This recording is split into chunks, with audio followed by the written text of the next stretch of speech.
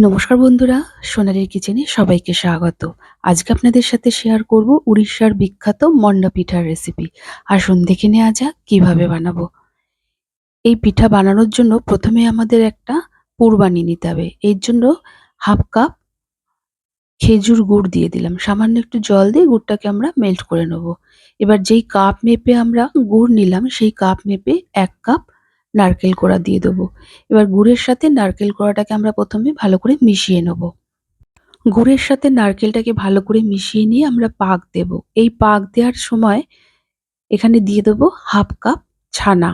যেই কাপ মেপে গুড় নিয়েছি সেই কাপ মেপে হাফ কাপ ছানা দিয়ে দেবো। ছানার পরিবর্তে পনিরও ব্যবহার করতে পারেন। এবার ছানার সাথে গুড় আর নারকেলের পাকটাকে ভালো করে মিশিয়ে নেব। আর এতে এই পাক দেওয়ার সময় দিয়ে দেবো ২ চা চামচ সাদা তিল।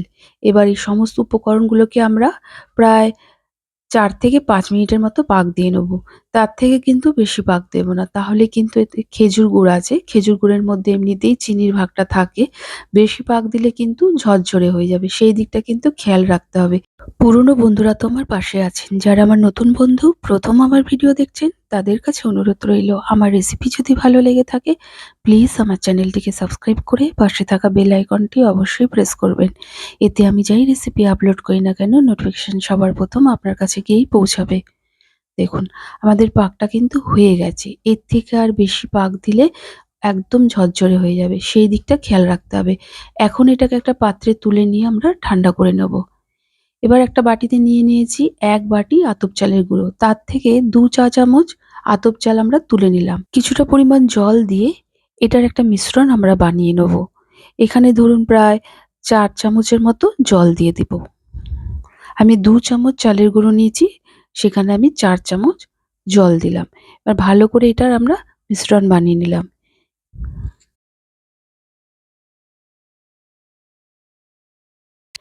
এবার যেই বাটি মেপে আমরা চালের গুঁড়োটা নিয়েছি সেই বাটি মেপে ১ বাটি জল দিয়ে দিলাম। জলটা ভালোভাবে গরম হলে এতে দিয়ে দিলাম একটা তেজপাতা, সামান্য একটু লবণ, ১ টেবিল চামচ চিনি আর দিয়ে দিলাম ১ চামচ ঘি। এবার জলটা ভালোভাবে ফুটে উঠলে যে মিশ্রণটা বানিয়েছিলাম, ২ চামচ দিয়ে চালের গুঁড়োর যে মিশ্রণটা বানিয়েছিলাম সেটাকে আমরা একবারে দেবো না, আস্তে আস্তে দেবো আর খুন্তি দিয়ে ক্রমাগত নেড়ে যাবো যাতে কোনো লাম্পস তৈরি না হয়। ভালোভাবে মিশিয়ে নেওয়ার পর ভালোভাবে যখন ফুটে উঠবে তখন এতে যে বাটি মেপে ১ বাটি চালের গুঁড়ো নিয়েছিলাম সেই চালের গুঁড়োটা দিয়ে দেবো। চালের গুঁড়োটা দেওয়ার পর গ্যাসের ফ্লেমটিকে লোতে দিয়ে ঢেকে দেবো ৪ মিনিটের জন্য।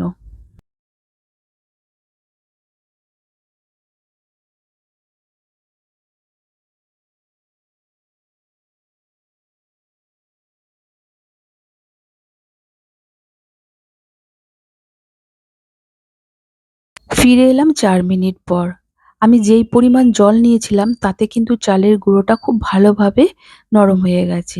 আমি যেই পরিমাণটা নিয়েছি এই পরিমাণটা কিন্তু একদম ঠিক। যদি আপনাদের মনে হয় এর থেকে একটু জলের প্রয়োজন আছে তাহলে কিন্তু তাতে সামান্য একটু গরম জল অ্যাড করে দিতে পারেন। কিন্তু আমি যেই মাপটা রেখেছি সেই মাপ ধরে করলে কিন্তু পিঠার ডো বানানো খুব সহজ হবে। দেখুন কত সুন্দর নরম হয়েছে, ধরলেই বোঝা যাচ্ছে। এখন এটাকে একটা থালার মধ্যে রেখে একটু ঠান্ডা করে নেব। খুব বেশি ঠান্ডা করব না, যাতে হাত দিয়ে ধরতে পারি সেরকম ঠান্ডা করে নেব।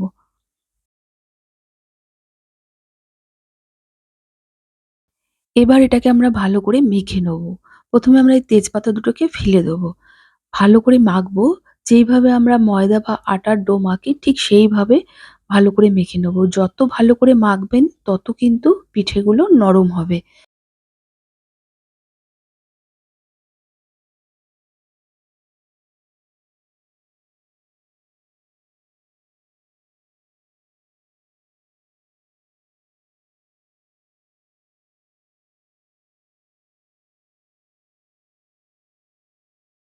পিঠে বানানোর ডো আমাদের একদম তৈরি হয়ে গেছে। এবার এর থেকে ছোট, ছোট করে লেচি কেটে নেব। লুচি বানাতে আমরা যেরকম লেচি কাটি তার থেকে একটু বড় আকারের লেচিগুলো আমরা কেটে নেব। আমার বেশ কটা পিঠের মধ্যে পুর ভরা হয়ে গেছে। এবার একটা আমি পুর ভরে দেখিয়ে দিচ্ছি। একটুখানি চালের ডো নিলাম, এবার এটা হাতের মধ্যে রেখে একটু চ্যাপ্টা করে নিয়ে দুটো আঙুলের সাহায্যে টুপির মতো শেপ দিয়ে নেব।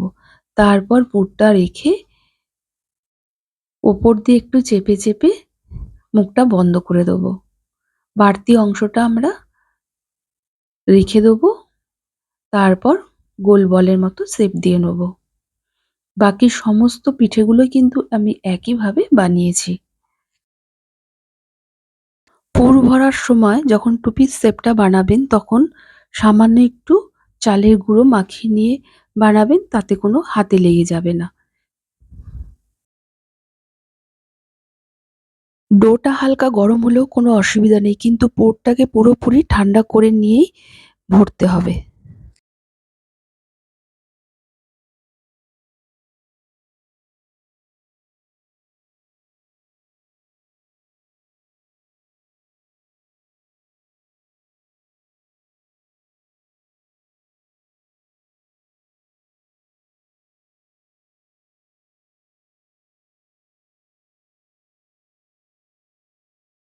সমস্ত পিঠেগুলোর মধ্যে পুর ভরা হয়ে গেছে।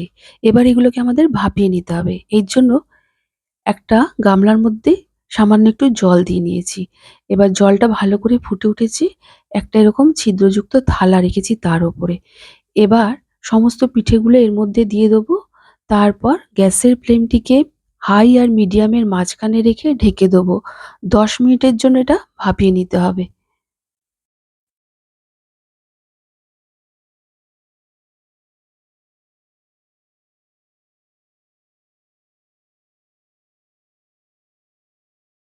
10 মিনিট পর দেখাচ্ছি। দেখুন পিঠেগুলোর কালার কিন্তু চেঞ্জ হয়ে গেছে। এটা আমাদের পুরোপুরি ভাপানো হয়ে গেছে। এখন গ্যাসের ফ্লেমটিকে অফ করে এটাকে আমরা ঠান্ডা করে নেব। তারপর এটাকে আমরা সার্ভ করব। প্রায় ৫ ঘন্টা পর এটাকে আমরা সার্ভ করে নিচ্ছি। আমি আজকে যেইভাবে মন্ডা পিঠা বানালাম, একবার এইভাবে বানিয়ে অবশ্যই ট্রাই করবেন। আর কেমন লেগেছে আমাকে অবশ্যই কমেন্ট করে জানাবেন। ভালো লাগলে একটা লাইক ও প্রচুর শেয়ার করবেন। আমি যেই মাপটা রেখে এই পিঠার ডোটা বানিয়েছিলাম সেই মাপটা রেখে বানিয়ে দেখবেন। পরের দিনও এগুলো খুব নরম থাকবে। দেখেছেন তো কত সুন্দর নরম হয়েছে? একটু ভেঙে দেখাচ্ছি দেখুন। কত সহজে এটা ভেঙে নেওয়া যাচ্ছে। আর ভিতরটা দেখুন কত সুন্দর হয়েছে। তবে যাই হোক, আজকের মতো এই পর্যন্ত। আবার হাজির হয়ে যাব নতুন কোনো রেসিপির সাথে। সবাই ভালো থাকুন, সুস্থ থাকুন। ধন্যবাদ।